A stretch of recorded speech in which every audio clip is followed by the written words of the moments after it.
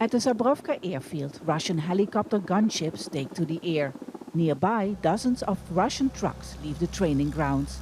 Armored personnel carriers are transported towards the border with Ukraine. The south of Belarus looks like a Russian military zone. This abandoned airfield in Zyabrovka near the city of Homel is one of the 12 areas where Russia and Belarus are conducting joint drills, known as Allied Resolve. Visitors are not allowed in, but local people tell us the airstrip is in bad shape and has recently been used for sports competitions.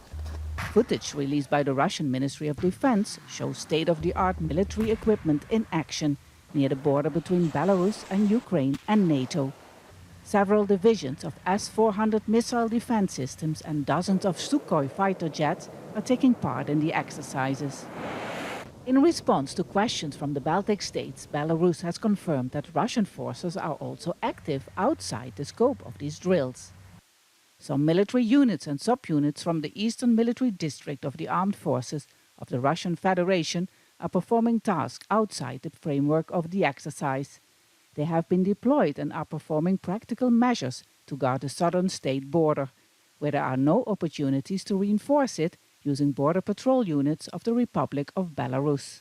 There are a lot of questions about the exact size and the real purpose of these exercises happening around 20 kilometers from the border with Ukraine. For sure, Russian forces are a lot more active this close to the Ukrainian capital Kiev, a lot more active than they've had been since the end of the Cold War. But for many here, it's hard to believe that war is imminent.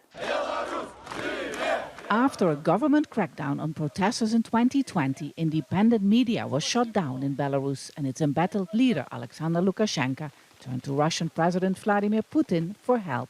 It won't happen. We were told it won't happen. First, they said there will be a war, but I watched the news and Lukashenko said there won't be a war. They brought some tanks and trucks. We thought there was a war, but it turned out it was a test of military readiness.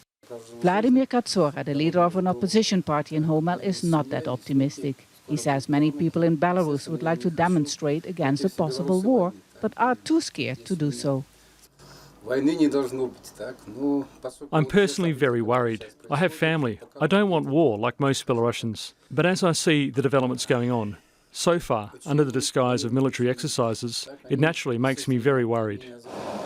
On this main road to Ukraine's capital Kiev, buses and trucks are still crossing the border. But Kiev is only 200 kilometers away, and Russia's show of military force nearby is making people in Ukraine and Western powers very nervous. Vaessen, Al Jazeera in Zyabrovka, Belarus.